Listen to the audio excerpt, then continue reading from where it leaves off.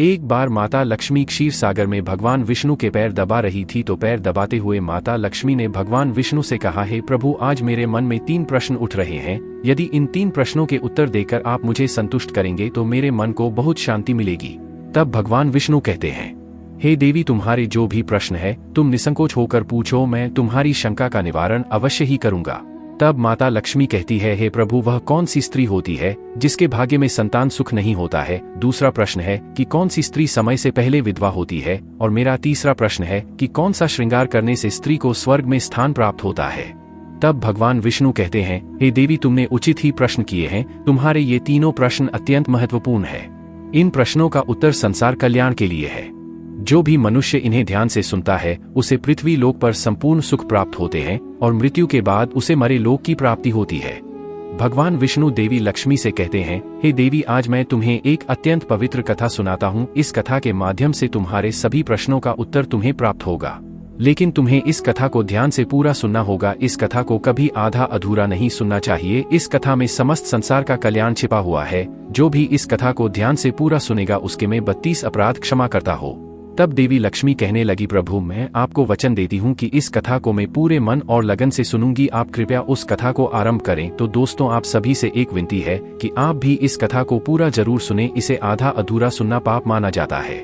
कथा शुरू करने से पहले कमेंट में जय मां लक्ष्मी और जय श्री हरि विष्णु अवश्य लिखें। साथ ही वीडियो को लाइक करना ना भूलें। चलिए आरंभ करते हैं। भगवान विष्णु कहते हैं, हे देवी, एक समय की बात है। मध्य देश में एक छोटा सा नगर था। उस नगर में एक सेठ रहता था। उस सेठ के 2 पुत्र थे और सेठ के दोनों बेटों का विवाह भी हो चुका था। सेठ के घर में किसी चीज की कोई कमी नहीं थी, किंतु सेठ की पत्नी का स्वभाव अत्यंत दुष्ट था। सेठ की पत्नी और सेठ के बड़े बेटे की पत्नी दोनों का ही स्वभाव दुष्ट था। सेठ की पत्नी अपनी बड़ी बहू का तो बहुत लाड प्यार करती थी, किंतु छोटे बेटे की पत्नी के साथ बुरा व्यवहार करती थी। घर की सबसे छोटी बहू अर्थात छोटे बेटे की पत्नी बहुत अच्छे स्वभाव की, ईश्वर पर श्रद्धा रखने वाली पतिव्रता नारी थी। वह अकेले ही घर का सारा काम किया करती थी और गृह कार्य में दक्ष थी। इतना अच्छा स्वभाव होने के बावजूद भी उसके साथ बुरा व्यवहार करती थी, उसका हमेशा अपमान करती थी। इसके पीछे का कारण बस इतना था कि बड़ी बहू को एक पुत्र था और छोटी बहू ने पुत्री को जन्म दिया था। पुत्री को जन्म देने के कारण सेठ की पत्नी अपनी छोटी बहू को बार बार ताना मारा करती थी, लेकिन वह बेचारी कर भी क्या सकती थी। भाग्य में लिखा होता है उसके साथ वही होता है। भगवान विष्णु कहते हैं, हे देवी, अब मैं तुम्हें छोटी बहू की कहानी सुनाता हूँ। इससे तुम्हें पहले प्रश्न का उत्तर प्राप्त हो जाएगा कि कौन सी स्त्री को पुत्र प्राप्ति नहीं होती है।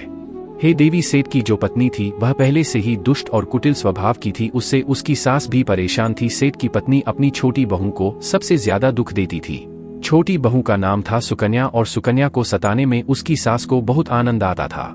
सुकन्या बेचारी रोज सुबह ब्रह्मा मुहूर्त में जाकर अपने घर के काम करती थी और दिन भर काम करने के बाद उसे रात्रि को ही सोने को मिलता था। इतना होकर भी सेठ की पत्नी अपनी छोटी बहू से द्वेष करती थी। जब छोटी बहू झाड़ू लगाती तो उसकी सास आकर उसे ताना मारती थी कि तेरे हाथ में जान नहीं है क्या? तू जल्दी जल्दी झाड़ू लगा, मैं मंदिर जा रही हूँ। मेरे लौटकर आने से पहले तो भोजन बनाकर तैयार रखना और आते ही मैं उस भोजन को ग्रहण करेंगी और सुन, अन्न का एक दाना भी बर्बाद न हो पाए। बेचारी सुकन्या चुपचाप अपनी सास का अत्याचार सहन करती थी और उसकी सास की हर आज्ञा का बड़ी ही विनम्रता से पालन करती थी। फिर छोटी बहू खाना बनाते हुए सोचने लगी कि मैं घर का इतना काम करती हूँ लेकिन फिर भी मैं चैन की सांस नहीं ले पाती हूँ। मेरी सासू माँ किसी न किसी बात को लेकर मुझे ही ताना मारती रहती। पता नहीं कब उनकी ताना देने की आदत जाएगी। सुकन्या इतना सोच ही रही थी कि तभी घर के दरवाजे पर खटखटाने की आवाज सुनाई दी। छोटी बहू ने सोचा, अभी तो भोजन तैयार भी नहीं हुआ है, लगता है मेरी सासू माँ आज जल्दी लौट गई, अब फिर सताना मारेगी। तब सुकन्या ने दरवाजा खोला तो उसने देखा कि द्वार पर एक सन्यासी खड़ा हुआ है। वह सन्यासी सुकन्या से कहने लगा, बेटा सदा सुहागिन रहो, तुम्हें सन्यासी के लिए कुछ भोजन का दान करो। हे पुत्री, मुझे बड़ी भूख लगी है। तब सुकन्या ने सोचा, अगर मैं सन्यासी को भोजन करा दूं और इतने में मेरी सास आ गई तो मेरी खैर नहीं। कुछ देर तक विचार करने के बाद सुकन्या ने सोचा, यदि मैं सासू माँ के ताने के डर से इस सन्यासी को भोजन नहीं करूंगी मुझे महापाप लगेगा, मेरा सारा पुण्य नष्ट हो जाएगा।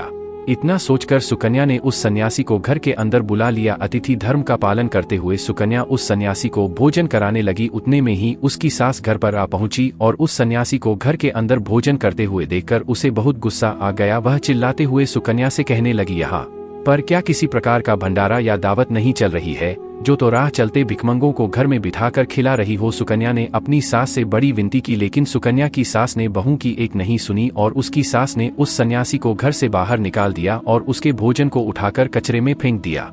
उसके बाद वह सास सुकन्या पर गुस्सा करने लगे। अरे दुष्ट औरत, मैंने तुझे कहा था कि अन्न का एक दाना भी बर्बाद नहीं होना चाहिए, लेकिन तूने क्या किया, उस भिखमंगे को इतना सारा भोजन दे दिया। सुकन्या डरते डरते बोली, सासुमां, मैंने सन्यासी को अपने हिस्से का भोजन दिया है, इसमें आखिर इतना गुस्सा होने की क्या बात है। द्वार पर आए अतिथियों को कभी खाली हाथ नहीं भेजते हैं, ऐसा शास्त्र कहते हैं। फिर सुकन्या की सास ने उसे बहुत डांटा। दोनों के बीच कई देर तक बहस हुई और सुकन्या के दुष्ट सास ने गुस्से में आकर सुकन्या को धक्के मारकर घर से बाहर निकाल दिया और घर का दरवाजा बंद कर दिया। सुकन्या देर तक घर के मुख्य द्वार के सामने खड़ी रही और बाहर से अपनी सास को आवाज देने लगी। सुकन्या की सास ने एक नहीं सुनी और उसे घर के अंदर आने नहीं दिया। फिर सुकन्या दुखी और उदास होकर अपने मायके के लिए निकल गई। मायके जाने के रास्ते में बहुत बड़ा जंगल पड़ता था। सुकन्या भूखी प्यासी रहकर उस जंगल के रास्ते पर से चलने लगी। तभी उसी समय अचानक जोर जोर से बादल गरजने लगे और मूसलाधार बरसात होने लगी।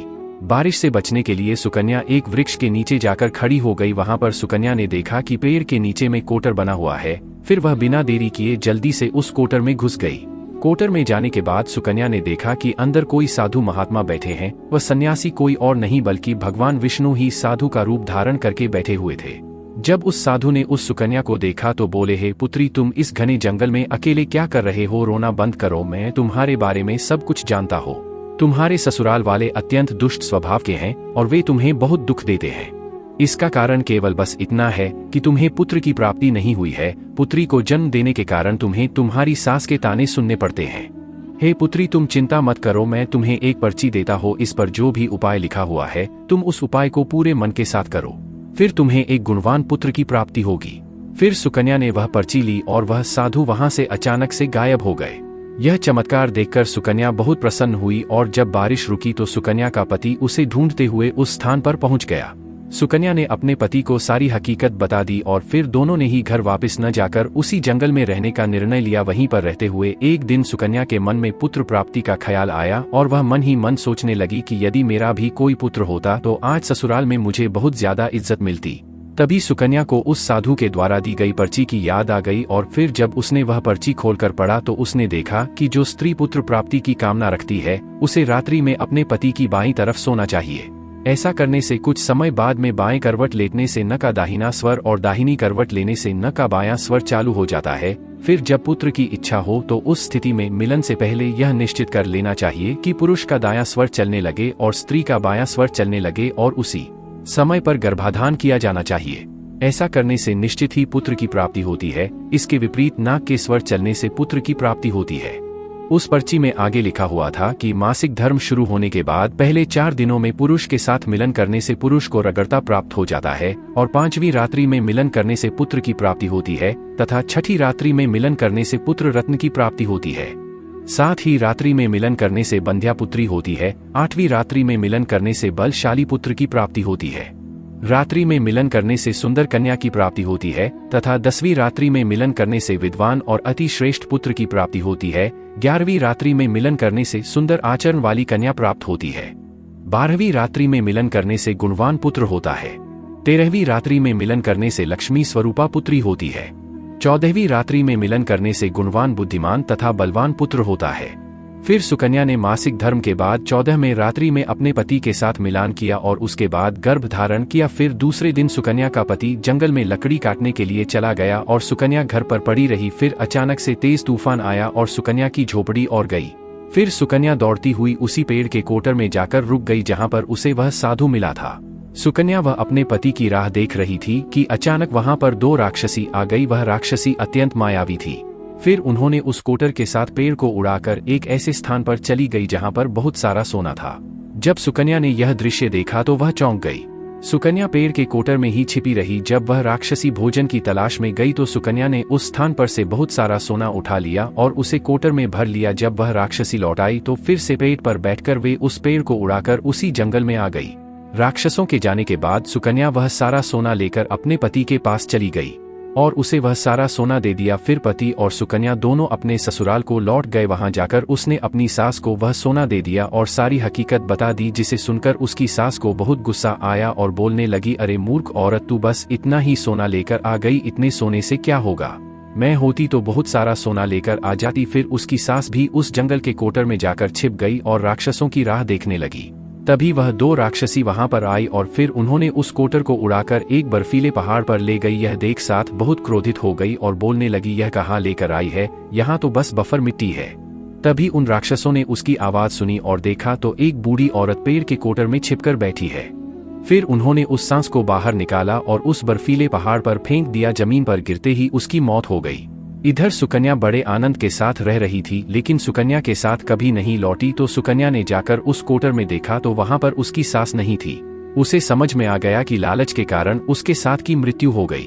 भगवान विष्णु कहते हैं, यह लक्ष्मी जिस स्त्री को पुत्र प्राप्ति की कामना है, उसे मैंने सुकन्या को दी हुई पर्ची में बताए गए उपाय जरूर करने चाहिए।